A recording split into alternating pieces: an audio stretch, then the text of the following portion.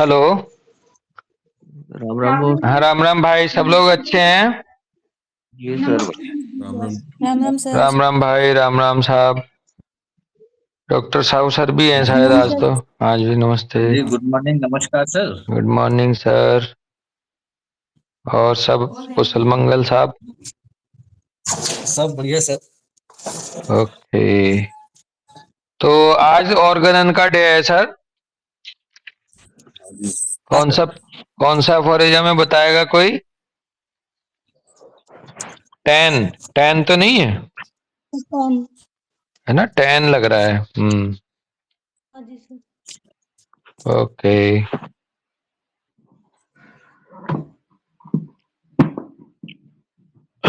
Tenth aphorism में Hahnemann साहब आगे बढ़ रहे टेंथ हो हैं। गया था। हैं भैया, हो हेलो। गया बेटा, टेंथ हो गया। राम राम जी, हाँ जी, राम राम। टेंथ हो गया था, इसका फुटनोट भी हो गया, 11 चलेगा। ओके ओके, और डेट डाल लो। आज डेट है 5/1/2025, 5 जनवरी 2025। 11 एफोरिज्म में कह रहे हैं कि when a person falls ill, it is only this spiritual self acting, bracket में कह रहे हैं automatic, vital force wherever present in his organism that is primarily drained by the dynamic influence upon it of a morbific agent inimical to life. Sorry. जब भी कोई व्यक्ति बीमार पड़ता है तो केवल और केवल यही spiritual self acting vital force है जो हर जगह प्रेजेंट है ऑर्गेनिज्म के अंदर अपने, और ये ऑटोमेटिक है। यही प्राइमरीली ड्रेंज होता है, सबसे पहले यही डी अरेंज होता है डायनेमिक इन्फ्लुएंस के द्वारा, जिसका इस पे डायनेमिक इन्फ्लुएंस पड़ता है इसके ऊपर, of a morbific agent inimical to life. एक ऐसे मॉर्बिफिक एजेंट का डायनेमिक इन्फ्लुएंस इस पे आता है जो लाइफ के लिए इनिमिकल है, लाइफ का शत्रु है। किसी भी रूप में हो सकता है। अभी साइकिकल हो सकता है, फिजिकल हो सकता है, कुछ भी चेंज हो सकता है। जो इनिमिकल टू लाइफ है मॉर्बिफिक एजेंट, उसका डायनेमिक इन्फ्लुएंस ही पड़ता है इसके ऊपर, चूंकि ये खुद स्पिरिचुअल है। It is only the vital principle deranged to such an abnormal state that can furnish the organism with its disagreeable sensations and incline it to the irregular processes which we call disease। और ये vital force ही है केवल जो कि ड्रेंज होता है इस abnormal state तक, एक एबनॉर्मल स्टेट तक ड्रेंज होता है यही वाइटल फोर्स, और इस उस एबनॉर्मल स्टेट तक ड्रेंज होता है जो कि फर्निश करता है ऑर्गेनिज्म के अंदर अपनी डिसएग्रीएबल सेंसेशंस के रूप में, और incline it to the irregular processes which we call disease, और डिसएग्रीएबल सेंसेशन के रूप में सामने आता है ऑर्गेनिज्म में, और इरेगुलर प्रोसेसेस के रूप में सामने आता है। और इस जो ये इरेगुलर प्रोसेस और डिसएग्रीएबल सेंसेशन के रूप में जो सामने आता है फर्निश होकर के, इसे ही डिजीज कहा जाता है। इसकी डिसहार्मनी के बाद जो साइन एंड सिम्टम आए वो डिजीज कहलाते हैं।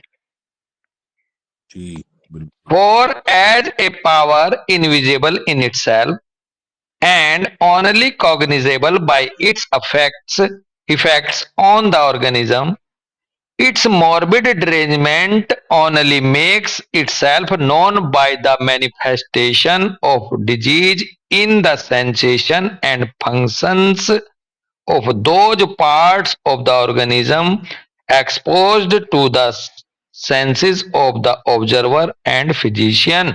That is, by morbid symptoms, and in no other way can it make itself known.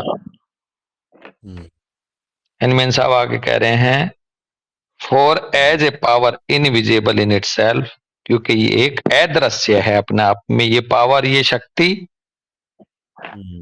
and only cognizable by its effect on the organism, its morbid derangement only makes itself known by the manifestation of the disease in the sensation and functions of those parts of the organism exposed to the senses of the observer and physician.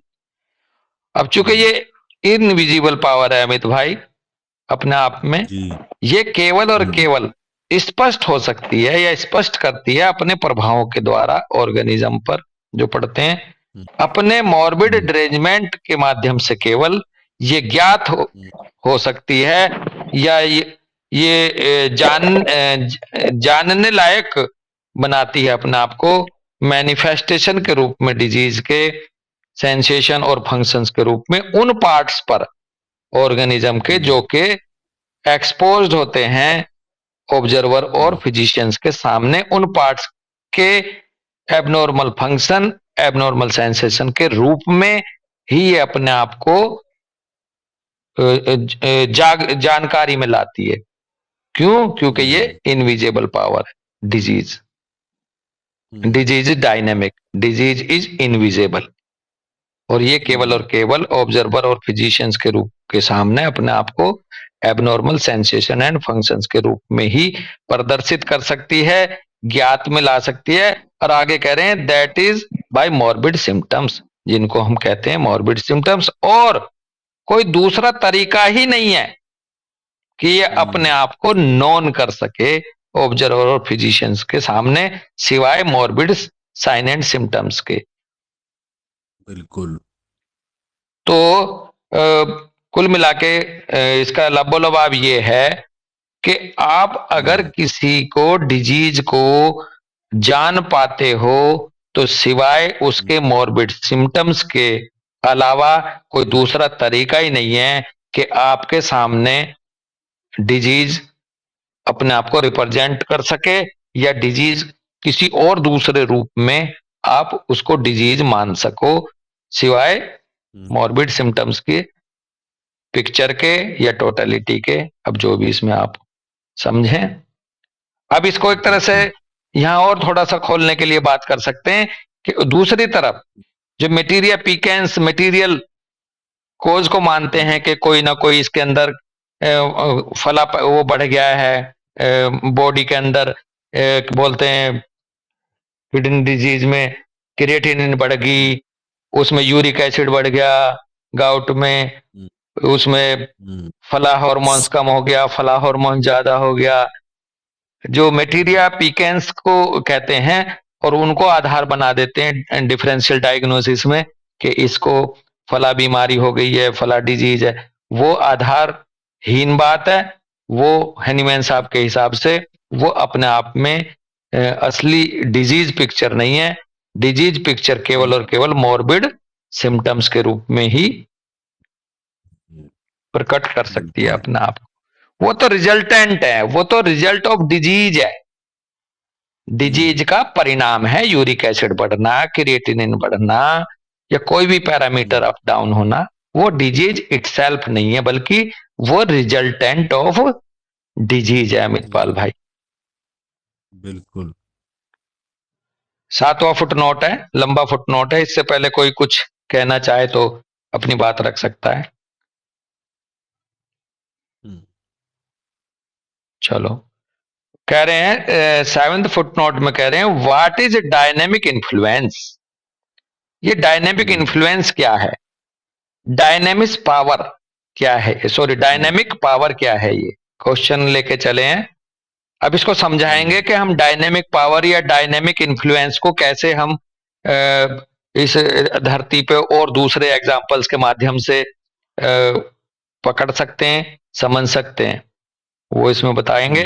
कह रहे हैं our earth by virtue of a hidden invisible energy carries the moon around her in 28 days and several hours, and the moon alternately in definite fixed hours, bracket में कह रहे हैं, deducting certain differences which occur with the full and the new moon, raises our northern seas to flood tide and again correspondingly lowers them to ebb, EBB, ebb।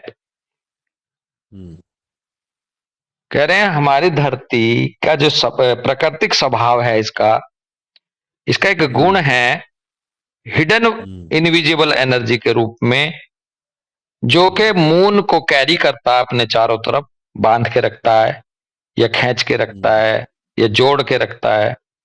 और ये moon 28 days और several hours के लिए इसके चारों तरफ, मतलब ये घूमता रहता है।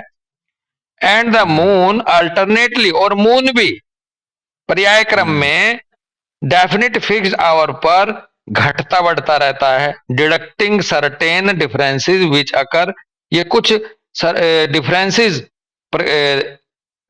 होते रहते हैं इसमें, which occur with the full and the new moon. और वो जो डिफरेंसेस होते हैं उसके हिसाब से धरती पर, वो उसके फुल मून और न्यू मून के रूप में होते रहते हैं। और ब्रैकेट में था ये, और ये फिक्स्ड आवर पर क्या होता है बदलाव धरती पे, रेजेस आवर नॉर्दर्न सी, कुछ घंटों के लिए हमारा जो नॉर्दर्न सी है वो रेजिस करता है, वहां पर जवार भाटा है बेसिकली, वहां पर उफान आता है टू फ्लड टाइड के रूप में, and again correspondingly lowers them to ebb, और फिर साथ में उसके बाद फिर वो डाउन जाता है। अप्स और डाउन्स जो हमारे समुद्र में होते हैं जवार भाटा के रूप में, वो न्यू मून और फुल मून के, या फुल मून और न्यू मून के प्रभाव की वजह से होते हैं। वो कोई ऐसी हिडन इनविजिबल एनर्जी है जो इस संबंध को बनाए हुए है। तो एक तो डायनेमिक पावर, डायनेमिक इन्फ्लुएंस का एग्जांपल ये प्रकट करा। आगे कह रहे हैं apparently this takes place not through material agencies, not through mechanical contrivances as are used for products of human labor। आगे और खोल रहे हैं इस बात को, हनीमैन साहब कह रहे हैं कि भाई अपरेंटली जो हमें आभास होता है, ये ना तो किसी मटेरियल एजेंसी के थ्रू हो रहा है अमितपाल जवार भाटा समुद्र में, और ना ही इसमें कोई मैकेनिकल युक्ति लग रही। कॉन्ट्रीवेंसीज का मतलब युक्ति या जो स्किल, जो के इंसानी मेहनत के बाद कोई ऐसी युक्ति तैयार करी गई हो, ह्यूमन ओरिएंटेड, वो तो कुछ है नहीं, जुगाड़बाजी या युक्ति, इसके पीछे तो कुछ पावर ही है। And so we see numerous other events about us as a result of the action of one substance on another substance without being able to recognize a sensible connection between cause and effect। और इसके अलावा हम बहुत सारे numerous other events होते रहते हैं, अनगिनत और घटनाएं हमारे चारों तरफ हो रही हैं as result of action of one substance on another substance. एक सब्सटेंस का दूसरे सब्सटेंस पर जो इफेक्ट पड़ रहा है, उस बिना सेंसेबल कनेक्शन के रिकॉग्नाइज, जिसमें कोई कनेक्शन संबंध भी नहीं समझ में आता है, एक दूसरे को जो सब्सटेंस प्रभावित करते हैं, कोज और इफेक्ट के बारे में अनगिनत और दूसरे ऐसी घटनाएं हो रही हैं, उनके माध्यम से भी हम आगे बढ़ सकते हैं। देख सकते हैं कि वहां ना तो कोई मैकेनिकल होता है, ना कोई वहां कोई युक्ति होती है, फिर भी वो एक दूसरे को कोज और इफेक्ट के रूप में प्रभावित कर रहे होते हैं।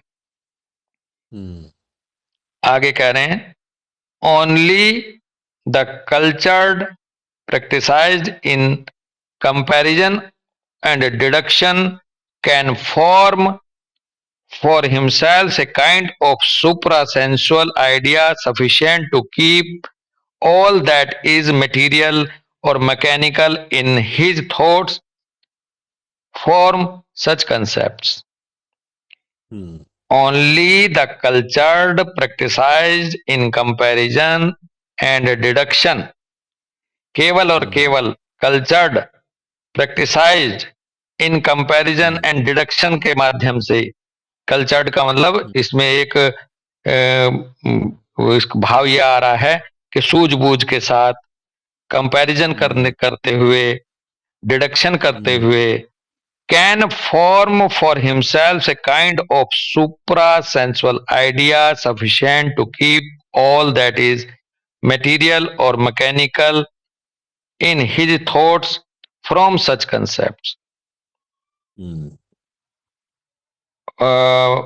कल्चर्ड प्रैक्टिसाइड और कंपैरिजन एंड डिडक्शन के बाद ही कोई भी अपने आप को इस प्रकार के जो सुप्रा सेंसुअल आइडियाज हैं, idea sufficient to keep all that is material और mechanical in his thoughts from such concept, ये जो कंसेप्ट सारी हैं उनको मटेरियल और मैकेनिकल जो उसके विचार हैं उनके अंदर ही ये सुप्रा सेंसुअल आइडिया को महसूस कर सकता है। ऐसा कुछ भाव आ रहा है कि इसको समझने के लिए उसको कल्चर्ड प्रैक्टिसाइड और कंपैरिजन डिडक्शन का सहारा लेना होगा।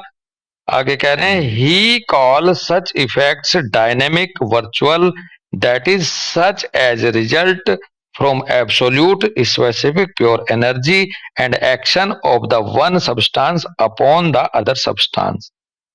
और फिर वो इसको ये कह सकता है कि ये डायनेमिक इफेक्ट है जो कि वर्चुअल है, that is such as result from absolute specific pure energy, जो कि एक परिणाम है बिल्कुल एब्सोल्यूट स्पेसिफिक प्योर एनर्जी की वजह से, and action of the one substance upon the other substance, और ये एक्शन है एक सब्सटेंस का दूसरे सब्सटेंस के ऊपर यदि वो सहारा ले अपनी सुप्रा सेंसुअल आइडिया का। अगला एग्जांपल फिर ले रहे हैं, कह रहे हैं, for instance the dynamic effect of the sick making influence upon healthy man as well as the dynamic energy of the medicines upon the principle of life in the restoration of health is nothing else than infection and so not in any way material, not in any way mechanical. तो अगर इस तरह से कोई बंदा idea ले तो इसमें फिर एक आगे अपने फिजिशियन के लिए भी अब यहाँ थोड़ा सा रास्ता खोला है समझने के लिए कि for instance the dynamic effect of the sick making influences upon healthy man, उदाहरण के तौर पर ये डायनेमिक इफेक्ट जो है सिक मेकिंग इन्फ्लुएंसेस का एक हेल्दी मैन पर, साथ ही साथ डायनेमिक एनर्जी का मेडिसिन्स की upon the principle of life, principle of life के ऊपर, वाइटल फोर्स के ऊपर, in restoration of health is nothing, जो रेस्टोरेशन ऑफ हेल्थ है ये और कुछ नहीं है सिवाय than infection and so not anyway material, ये रेस्टोरेशन में ये डायनेमिक एनर्जी का ही रोल है और कुछ नहीं है, और इस कुछ भी than infection and so not in any way material, और ये किसी भी तरीके से मटेरियल नहीं है जो मेडिसिनल इफेक्ट है या सिक मेकिंग इन्फ्लुएंस का इफेक्ट है, ये मटेरियल नहीं है, not in any way mechanical, ना ही ये कोई मैकेनिकल है, ये डायनेमिक इन्फ्लुएंस है जो कि वाइटल फोर्स को, डायनेमिक या स्पिरिचुअल वाइटल फोर्स को वो डेविएट करता है, डिसऑर्डर पर उसको डिस्प्लेस करता है एक तरह से। Just as the energy of a magnet attracting a piece of iron or steel is not material, not mechanical, और बिल्कुल ऐसे ही प्रभावित करता है ये सिक मेकिंग इन्फ्लुएंस जो है, जैसे कि एक मैग्नेट अट्रैक्ट करती है किसी भी एक पीस को आयरन के या स्टील के, जहां पर ना तो कोई मटेरियल रिलेशन होता है और ना वहां कोई मैकेनिकल रिलेशन होता है, फिर भी वो उसको अपनी तरफ खींचती है, चुंबक। अब ये इससे देखो, मतलब कितना ब्यूटीफुल एग्जाम्पल देके बताया, इससे अच्छा और क्या बता सकते हैं? हाँ बिल्कुल, एकदम स्पष्ट करने वाला एग्जाम्पल है, कोई डाउट की गुंजाइश ही ना रहे, उस तरफ बढ़ रहे हैं हनीमैन साहब। बिल्कुल। बहुत सारे एग्जाम्पल हैं। अगली बात कह रहे हैं कि one sees that the piece of iron is attracted by one pole of the magnet, but how it is done is not seen. अब कोई भी व्यक्ति ये देख सकता है, कोई भी इंसान देख सकता है कि जो पीस ऑफ आयरन है ये अट्रैक्ट हुआ है एक पोल की तरफ मैग्नेट के, परंतु कैसे हुआ है ये देखा ही नहीं जा सकता।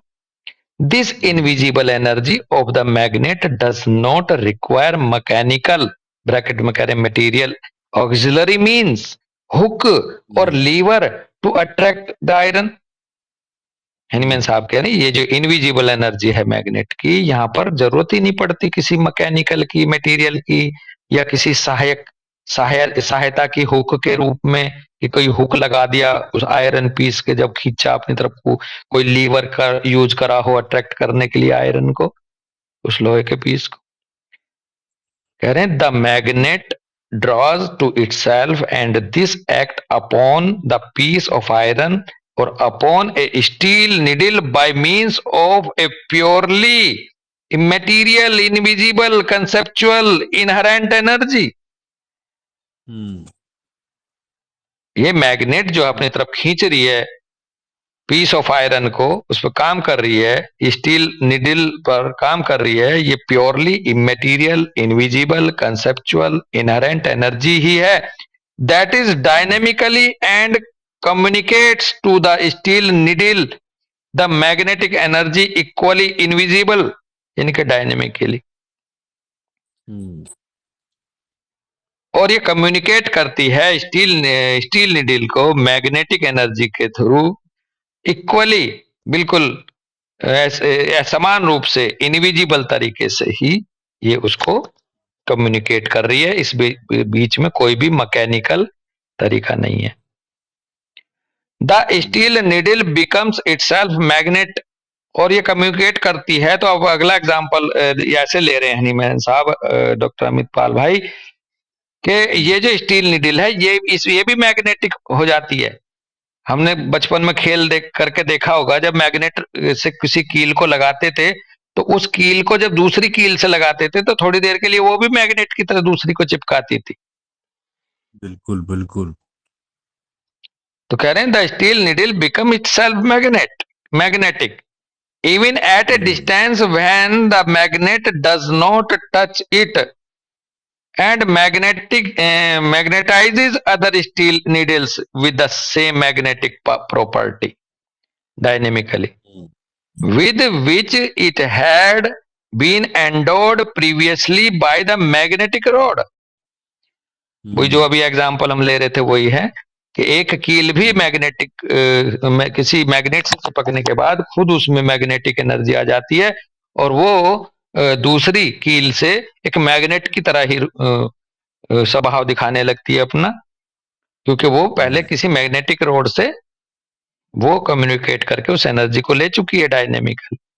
Just as a child with smallpox और measles communicate to the near untouched healthy child in an invisible manner dynamically, the smallpox or measles that is infects it at a distance without anything material from the infective child, going और capable of going to the one to be infected. बिल्कुल इसी तरह से कोई भी एक बच्चा जो स्मॉल पॉक्स से ग्रसित है या मीजल से ग्रसित है कम्युनिकेट कर सकता है अपने आसपास बिना टच करे किसी हेल्दी बच्चे को, इनविजिबल मैनर में, डायनेमिकली, द स्मॉल पॉक्स और मीजल से। That is infects it at A distance, और वो एक डिस्टेंस से भी इन्फेक्ट कर सकता है बिना कुछ मटेरियल फॉर्म दिए, बिना किसी मटेरियल के, from the infective child going और capable of going to the one to be infected. इसी तरह से इन्फेक्शन पहुंच सकता है, जैसे इस मैग्नेट की एग्जांपल दिया। कह रहे हैं a purely specific conceptual influence communicated to the near child smallpox और measles in the same way as the magnet communicated to the near needle the magnetic property. जैसे एक मैग्नेटिक प्रॉपर्टी कम्युनिकेट करती है magnet की किसी needle से, ऐसे ही purely specific conceptual influence जो है जो स्मॉल पॉक्स के बच्चे का, मीजल्स के बच्चे का, वो कम्युनिकेट कर सकता है दूसरे बच्चे को भी। हेलो भाई, कोई तो बोल लिया करो, बिल्कुल सब साइलेंट पे हैं। अमित पाल, हाँ जी। मुझे लगता है हाँ, कोई किसी का एकदम पिन ड्रॉप साइलेंट सा हो जाता है, तो बीच बीच में हाँ हूं करते रहो तो लगेगा कि हाँ हम संपर्क में हैं। आगे कह रहे हैं in a similar way the effect of medicine upon a living man is to be judged.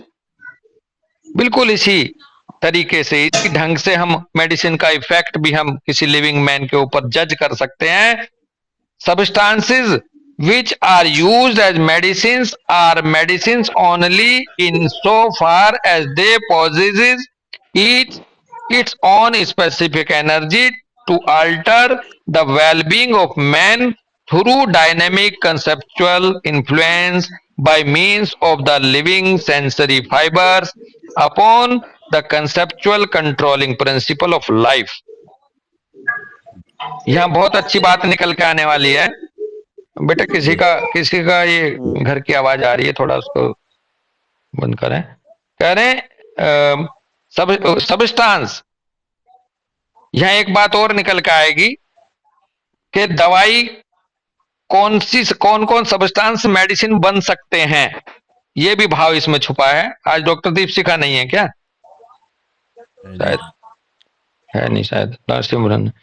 चलो, कह रहे हैं substance which are use as medicine, substance जिनको मेडिसिन के रूप में यूज हो सकते हैं, आर मेडिसिन ओनली, वो मेडिसिन ही इसलिए है केवल,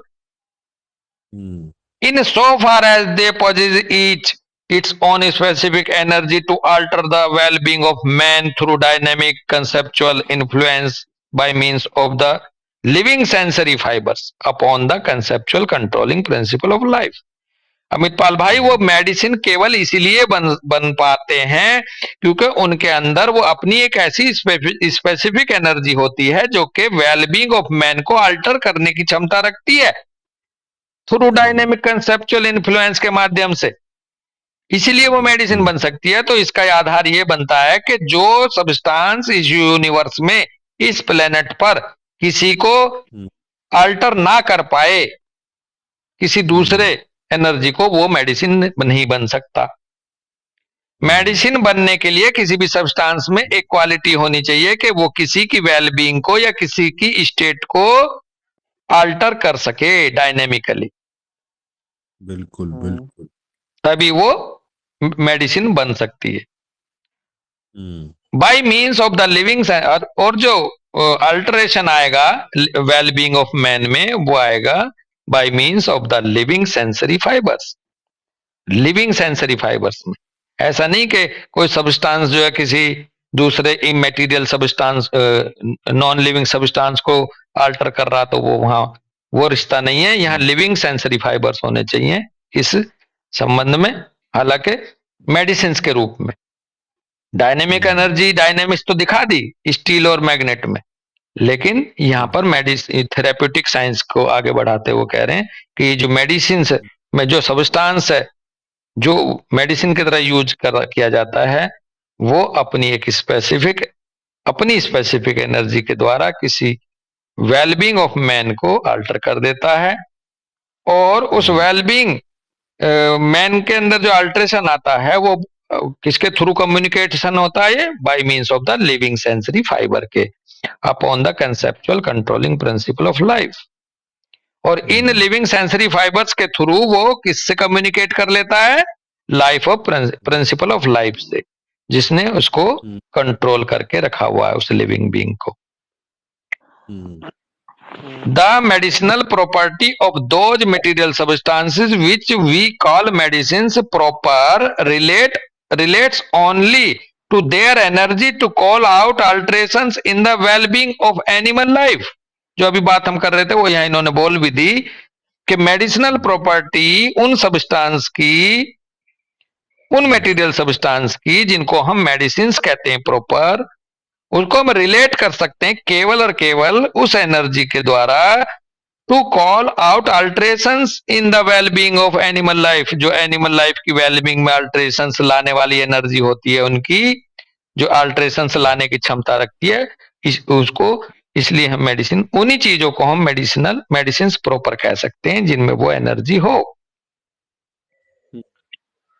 only upon this conceptual principal of life depends their medicinal health altering conceptual dynamic influence। और ये जो कंसेप्चुअल प्रिंसिपल ऑफ लाइफ है केवल इसके ऊपर निर्भर करता है, depends their medicinal health altering conceptual influence.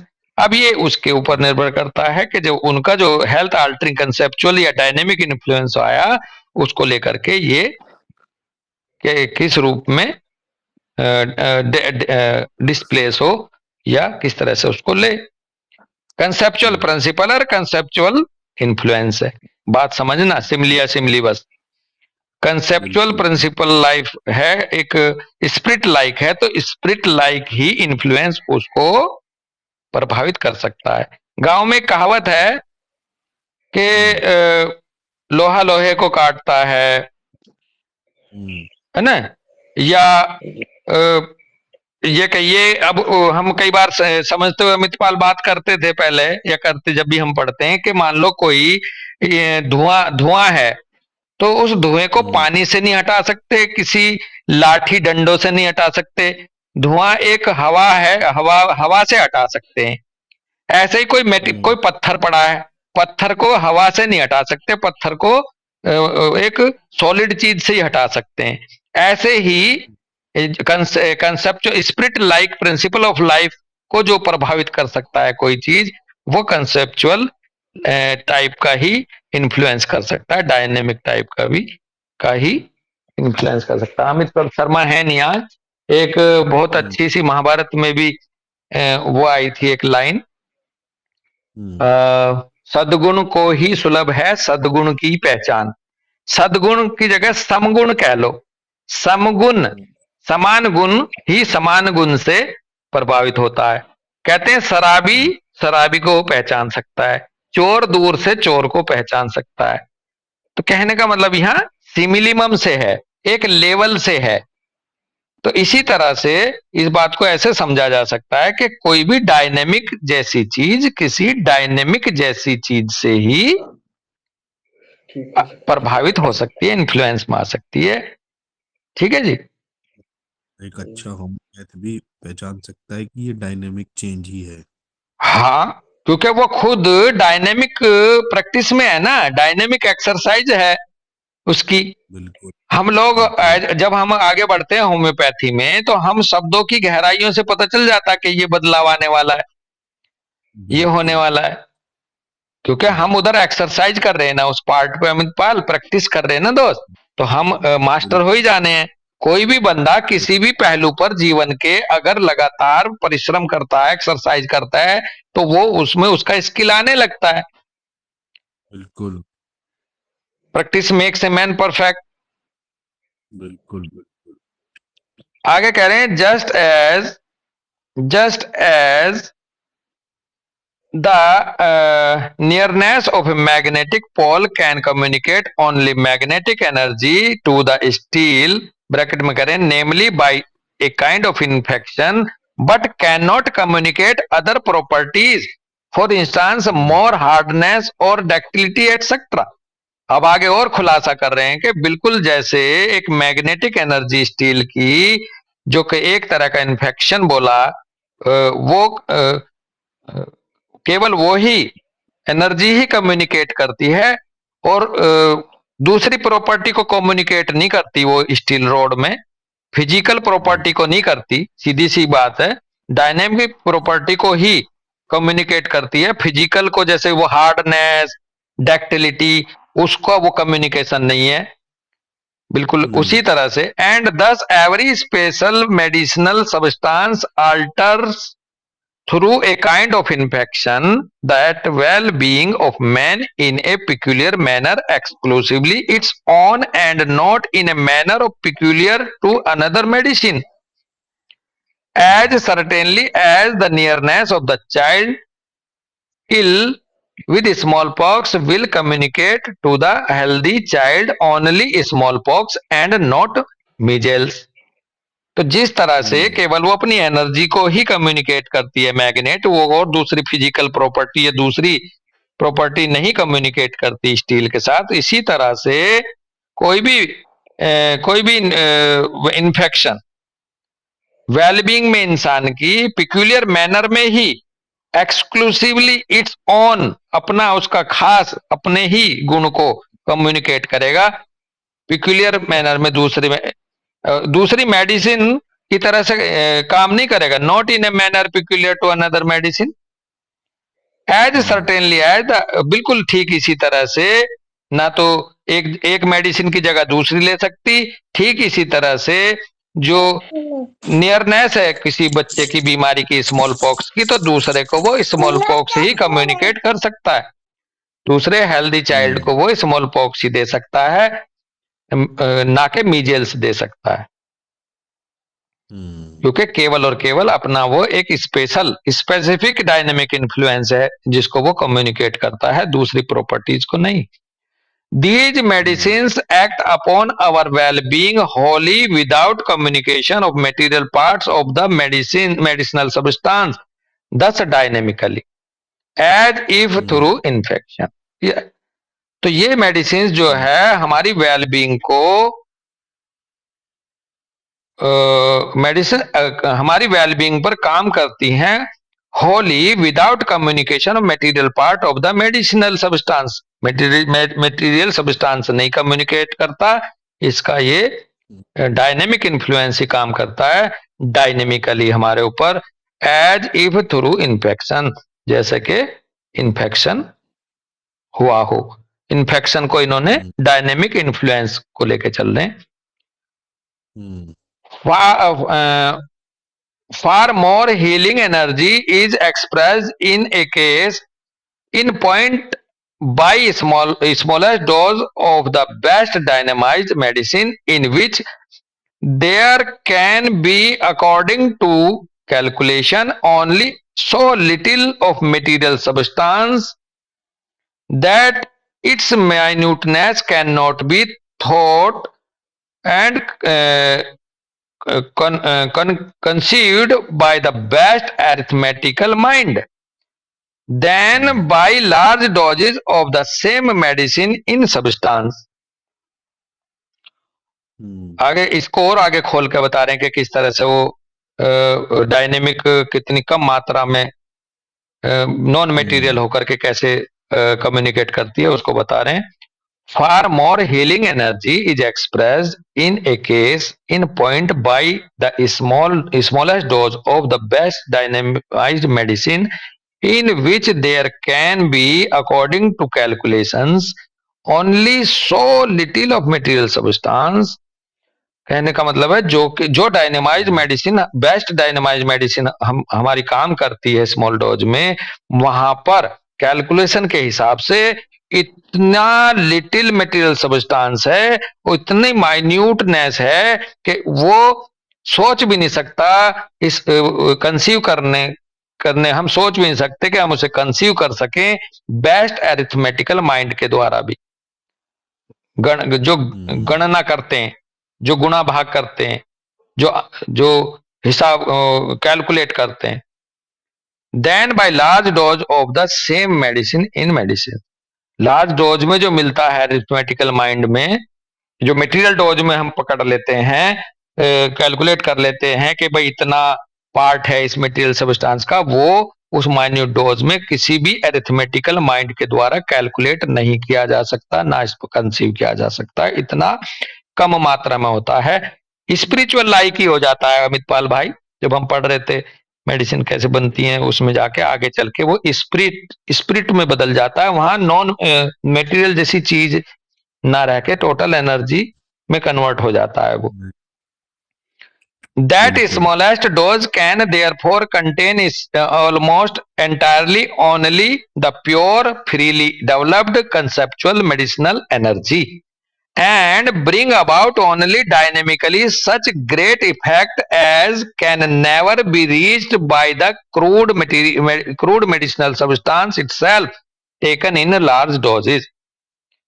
ये जो स्मॉलेस्ट डोज है इस तरह से contain almost entirely only the pure, इसमें केवल और केवल क्या बच जाता है फिर, pure freely developed conceptual medicinal energy ही बच जाती है।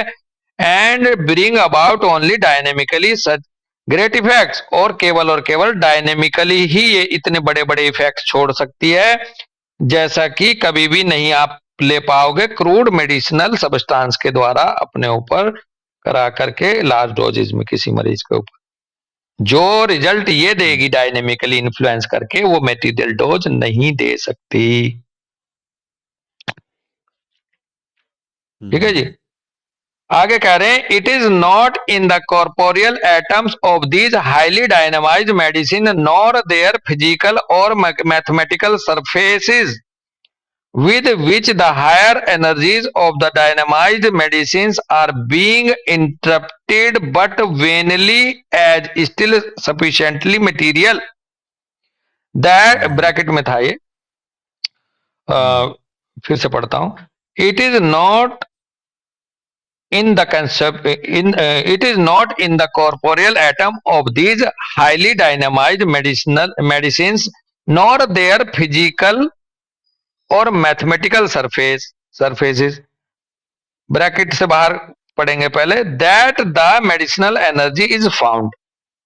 ओके, वो कह रहे हैं it is not in the corporeal atom of these highly dynamized medicine nor their physical और mathematical surface that the medicinal energy is found. ये भाई कॉर्पोरियल एटम में नहीं मिलेगा, ये एनर्जी तभी निकल के आएगी जब उस कॉर्पोरियल एटम्स को डायनामाइज कर लोगे, तब निकल के आएगी ये मेडिसिनल क्वालिटी, उसकी मेडिसिनल प्रॉपर्टी, ना कि उसके सरफेस के ऊपर मिलने वाली है। ब्रैकेट में कह रहे हैं, with which the higher energies of the dynamized medicines are being interrupted but vainly as still sufficiently material. तो भाव यह आ रहा है इस बात का कि अगर आप इस मेडिसिनल एनर्जी को पाना चाहते हो तो आपको इस कॉर्पोरियल एटम को डायनामाइज करना ही होगा, फिजिकल फॉर्म में वो मेडिसिनल क्वालिटी उसकी नहीं मिलेगी। More likely there lies invisible in the moistened globule और in its solution an unveiled liberated specific medicinal force contained in a medicinal substance which act dynamically by contact with the living animal fibers upon the whole organism, bracket में कह रहे हैं, without communicating to it anything material however highly attenuated, and act more strongly the more free and more immaterial the energy has become through the dynamization। और more likely इसी तरह से there lies invisible in the moistened globule, इसी तरह से ये जो दवाई इस moistened भीगे हुए ग्लोब्यूल में है, और इन इट्स सॉल्यूशन में है एन अनवैलिड, अनक्लियर, अनव्हील्ड, अनवैलिड नहीं है, अनव्हील्ड है। अनव्हील्ड का मतलब है अनक्लियर, वहां ये क्लियर नहीं है, मेटीरियल के रूप में देख नहीं सकते। An unveiled liberated specific medicinal force contained in the medicinal substance which act dynamically by contact with the living animal fiber upon the whole organism and act more strongly the more free and more immaterial the energy has become through the dynamization। तो कहने का भाव ये है अमितपाल भाई कि ये जो ग्लोब्यूल के अंदर जो मॉइस्चर होने के बाद जो ये एनर्जी है इनविजिबल, ये केवल और केवल लिबरेट होएगी, अनवील्ड होएगी अपनी स्पेसिफिक मेडिसिनल फोर्स के रूप में। कहां पर जाकर के? जब ये कांटेक्ट में आएगी लिविंग एनिमल फाइबर्स के कांटेक्ट में आएगी, बिल्कुल अपॉन द होल, और पूरे के पूरे ऑर्गेनिज्म पे ये अनवील्ड हो जाएगी, लिबरेट हो जाती है, बिना कम्युनिकेट करे कुछ भी मटेरियल, जबकि वहां पर कुछ भी मटेरियल जैसी चीज का कम्युनिकेशन नहीं हुआ लिविंग फाइबर से। जैसे ये ग्लोब्यूल टच करता है लिविंग एनिमल फाइबर को, तो ये मेडिसिनल जो डायनेमिक कम्युनिकेशन है पूरे के पूरे ऑर्गेनिज्म पे, वहां पर ये स्थापित हो जाता है, जबकि वहां कुछ भी मटेरियल जैसी चीजें नहीं गई है, हालांकि ये हाईली एटीन्यूएटेड था।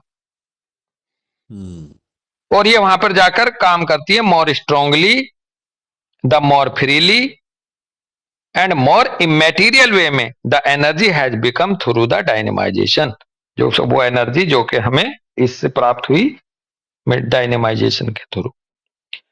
Is it then so utterly impossible for our age, celebrated for its wealth in clear thinkers, to think of dynamic energy as something non-corporeal, since we see daily phenomena which cannot be explained in any another manner?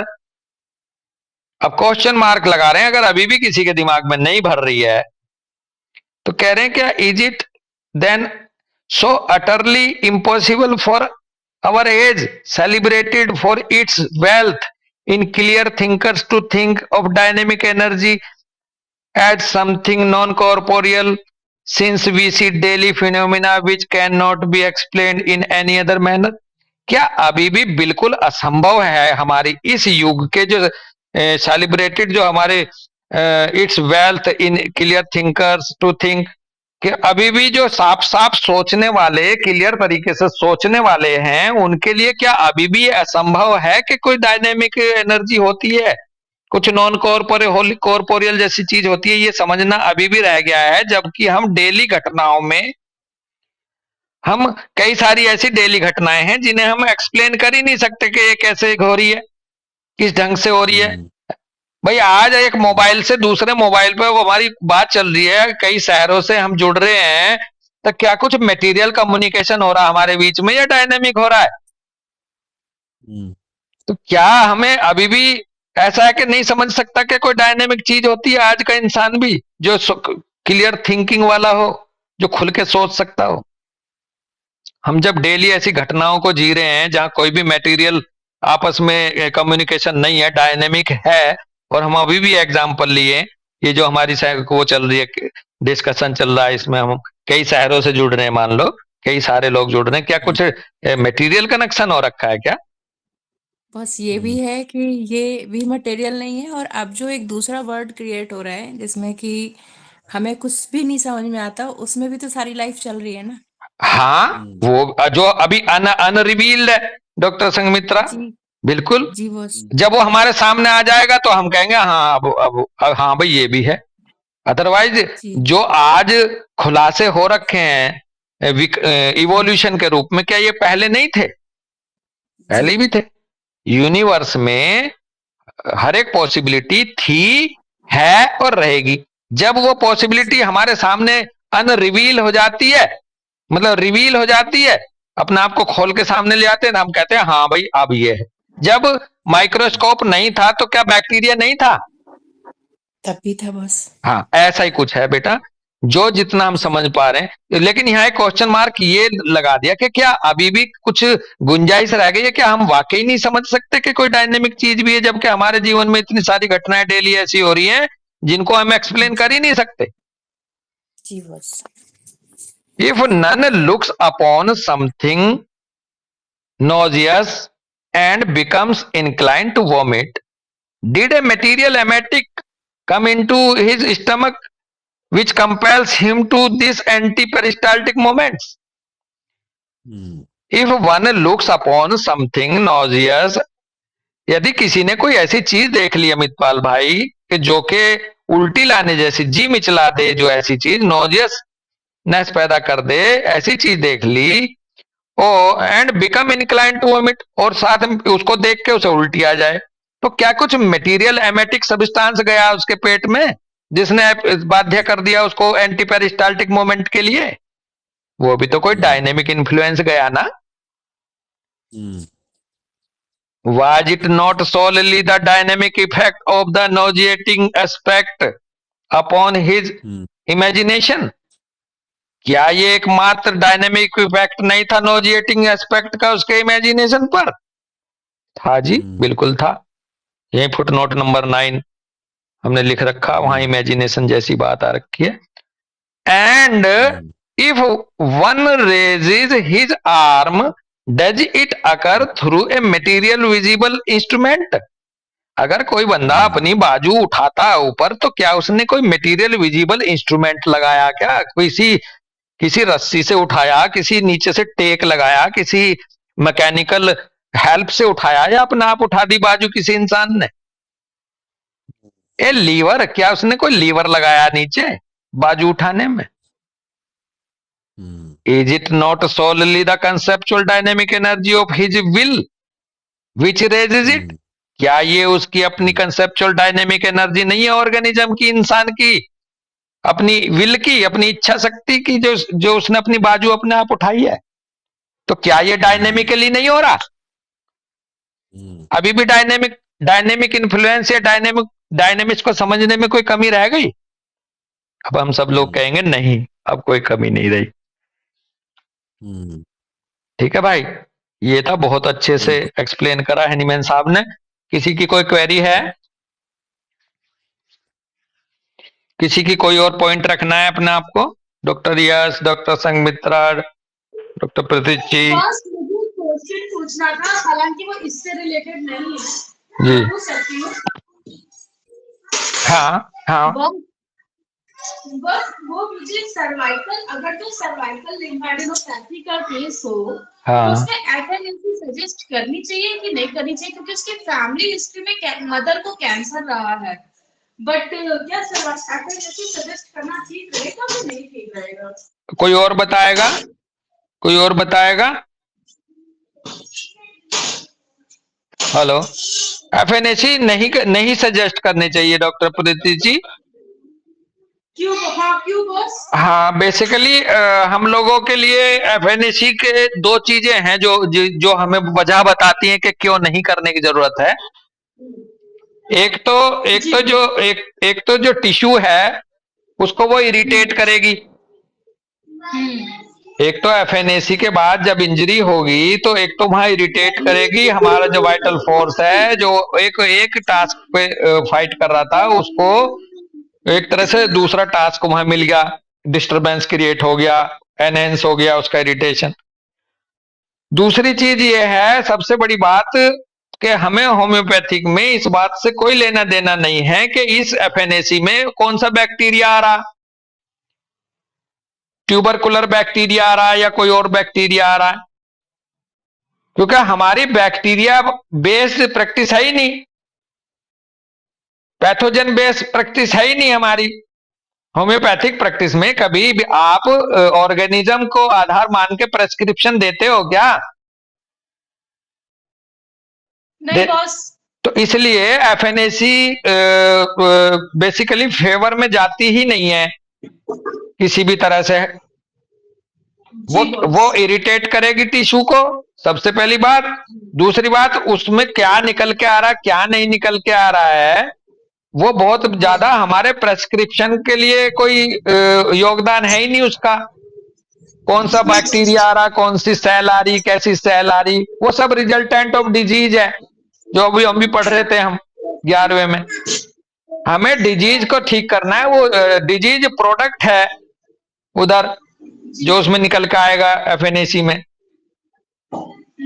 तो इसलिए तो बचना चाहिए भाई उन सब चीजों, छेड़खानी से बचना चाहिए, अननेसेसरीली छेड़खानी नहीं करनी चाहिए। ठीक है, यहीं रुकते हैं आज। सबको राम राम। हाँ बेटा बोलो। बस एक क्वेश्चन और पूछ लूं? नहीं बिल्कुल बिल्कुल वेलकम।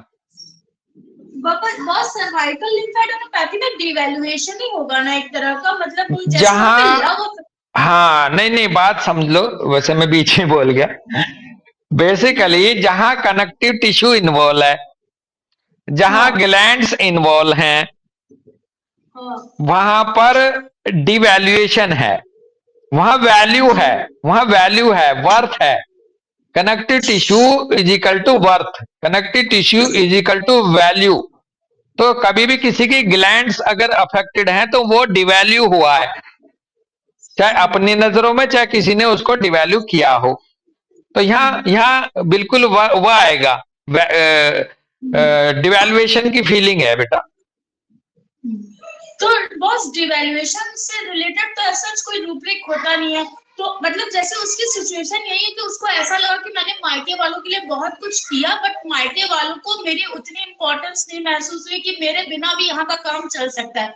आफ्टर मदर डेथ वो बहुत पूरे घर की रिस्पॉन्सिबिलिटी ली, लेकिन उसको लगा कि मैं नहीं, मेरी शादी हो गई तो उसके बाद उन लोग को ऐसा नहीं कि मेरे कोई खाल, तो मतलब वही होगा कि delusion neglected and for second feeling की उसके अंदर ज्यादा, कोई लव अफेक्शन वाली बात तो ज्यादा नहीं रहेगी ऐसी सिचुएशन में। हाँ तो अब आप एक बात देखिए ना, बात ये नहीं है कि हम पैथोलॉजी के अकॉर्डिंग रूब्रिक उठाएंगे। परसेप्शन क्या लिया है, पैथोलॉजी क्या गई है भाई, उसे लगा कि मैंने इतना किया इस घर के लिए, इसमें मेरी कोई कीमत ही नहीं है। उसके बाद नेक्स्ट परसेप्शन आया कि ये तो इन्होंने मेरे को बिल्कुल आउटकास्ट कर दिया, घर से बाहर फेंक दिया। तो एक अकेला परसेप्शन नहीं होता है किसी भी पैथोलॉजी के, एक चेन ऑफ परसेप्शंस होती है। और जो बेसिक परसेप्शन है उसकी सेंसिटिविटी क्या है पेशेंट की, पर्सन की, उसके हिसाब से जो मैच करेगा उसको देंगे। अगर इस पे यहाँ पे अपनी कीमत चाहिए, या इसे यहाँ फैमिली का प्यार चाहिए, या इस पे क्या फर्क पड़ा उस घटना से, उसके अकॉर्डिंग आप मेडिसिन जाएंगे। लव की मेडिसिन जा सकती है, क्या लव वाली मेडिसिन डिवैल्यूएशन में नहीं जाएंगी? जाएंगी। इसलिए हाँ, इसलिए उसकी सेंसिटिविटी, उसने क्या फील करा, उससे यही पूछो कि तूने इनके लिए इतना सारा किया है, यहाँ इसे वैल्यू चाहिए, यहाँ इसका प्यार चला गया, या यहाँ ये वही फॉरसेकन में चली गई, डिजर्टेड हो गई।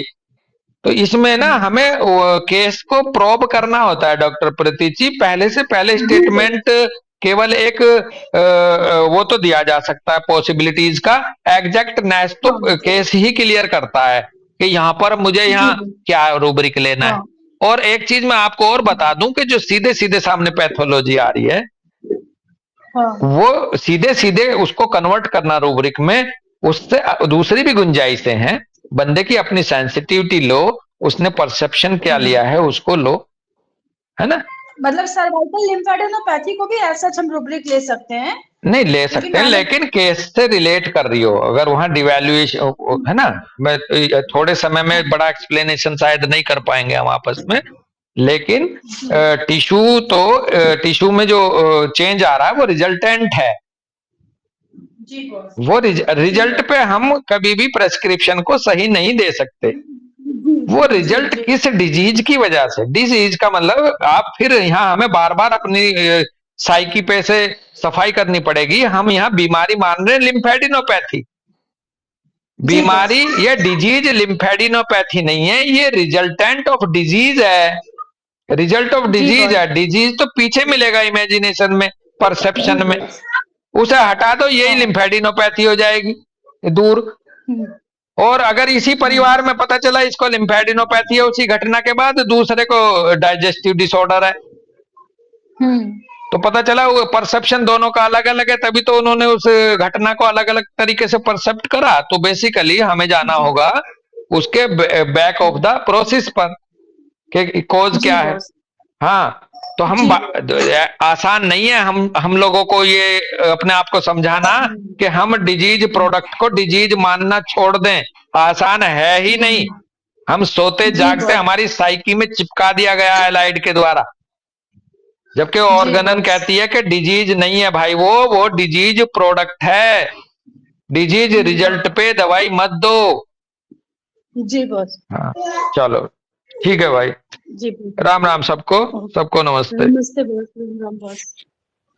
राम राम बॉस। राम राम भाई, Ram Ram Ram Ram Thank you, Ram boss. Ram नमस्ते बॉस। नमस्ते, Thank you so Ram much, Ram boss. Ram Ram नमस्ते।